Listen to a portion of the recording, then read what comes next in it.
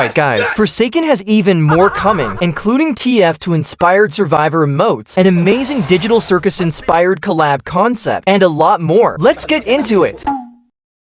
One thing that has been getting a lot of attention recently is the possibility of Survivor emotes finally coming to Forsaken. Previously, there were several polls asking players what features they wanted to see added, and Survivor-specific emotes ended up being one of the most requested ideas. Instead of every character sharing the same animation, each survivor would get their own unique emote based on their personality and abilities. For example, Guest would perform a military salute, which fits perfectly with his background as a soldier. Meanwhile, 007 Steven gets one of the most detailed emotes so far, taking out his cool GUI and typing on it as if he is attempting to teleport away. Players immediately noticed how much effort was put into the animation, and some even joked that it could be paid to win despite the fact that emotes are planned to be completely free. The reason people are saying this is because the animation looks so convincing that killers might think a 007 and 7 player is actually teleporting away. Realistically though, if you're standing still doing an emote, you're basically giving the killer a free hit. Another survivor receiving an emote is Tav, who takes out a subspace trip mine, tosses it into the air, and catches it again. The animation feels very similar to inspecting weapons in other games and gives the character a lot more personality. Dussaker has also been shown with an emote where he summons a car before making it disappear, alongside a message explaining that his magic is limited within this realm. What many players find interesting is that these emotes seem to connect back to Forsaken's lore. Some have pointed out that 007 and 7's teleport attempt actually gets denied, leading to theories that the Spectre is still restricting survivors and their abilities. Small details like this help make the emotes feel like they belong within the world of Forsaken rather than being completely random animations. A lot of fans have been comparing these emotes to TF2, where every character has their own unique personality and animations. Because of that, many players are now hoping killers eventually receive their own emotes as well. It's something the community has wanted for a long time, and it would make every character feel even more unique. What other emotes should Forsaken add in the future? With so many new skin concepts being created lately, especially for characters like Noli, one of the most impressive concepts we've seen so far is based on the amazing Digital Circus. Professor Me recently revealed a Kane-inspired Noli skin called Ringmaster, and many players already think it would be one of the best crossover skins Forsaken could ever add. The concept starts off with a custom intro animation where Kane appears to be getting abstracted before suddenly snapping back and announcing, "Let's get the show on the road." The skin would reportedly cost 1,957 points, which is another reference hidden within the concept itself. What really makes this skin stand out, though, is the amount of effort put into the animations. Instead of Noli's usual Void Star, Bubbles takes its place throughout the skin. During the idle animation, while his run animation has him charging forward with his cane as he rushes towards survivors. His M1 attack uses both Bubbles and the cane to smack players, while Nova launches Bubbles directly at a survivor before causing an explosion.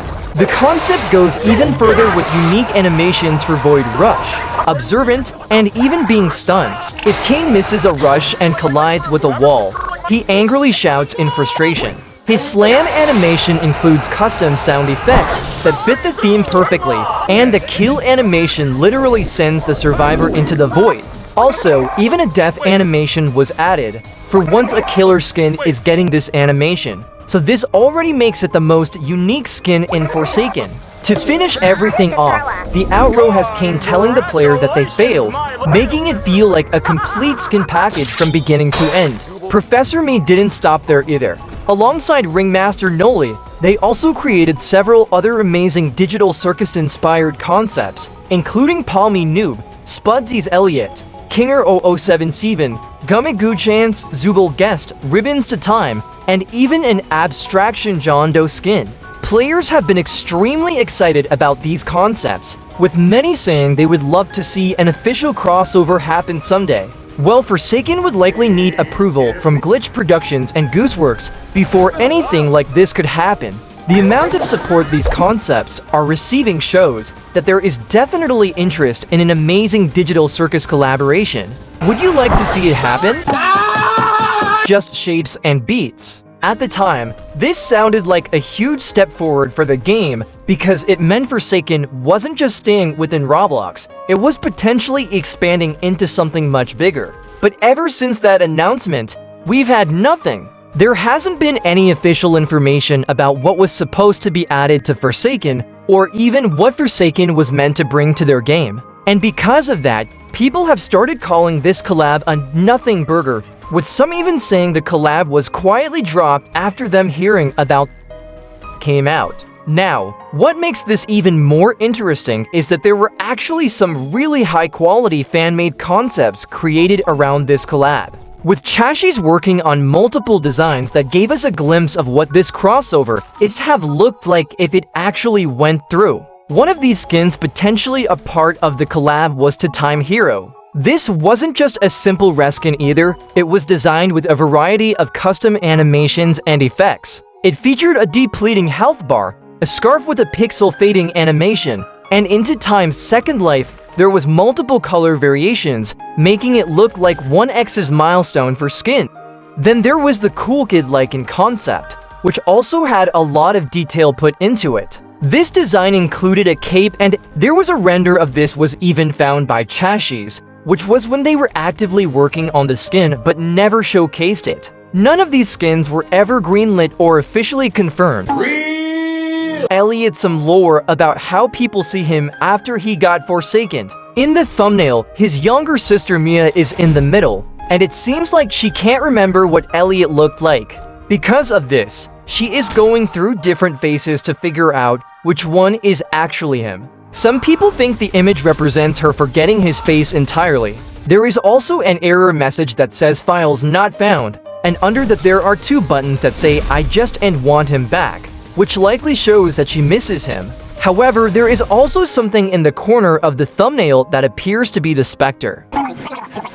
Recently, Alexander revealed an insane new concept for exactly that, originally inspired by the classic living legend John Doe design, but completely reworked and adapted for Jane Doe instead. The concept is called Living Grace, and players are already calling it one of the best Jane Doe skin concepts Forsaken has had in a long time. One of the biggest changes is the addition of the Violet Valkyrie as the main headpiece, giving the skin a much more royal and classic Roblox appearance. There are also several smaller references hidden throughout the design that make it even more interesting.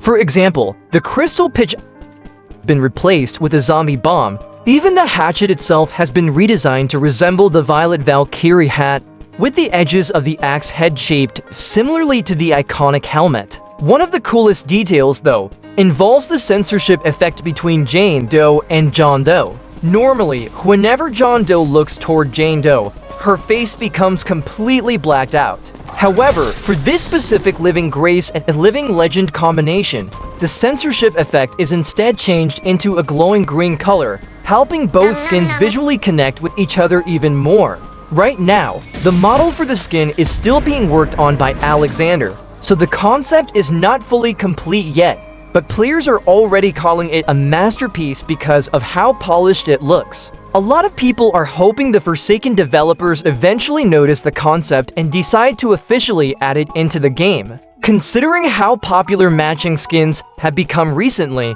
it honestly makes perfect sense for Jane Doe and John Doe to receive a high-quality duo skin like this. Should Forsaken start making more matching skins like these for other characters as well? So Forsaken have got a lot more to add in the next update. What can we expect soon? Subscribe and hit the bell for more Forsakening it.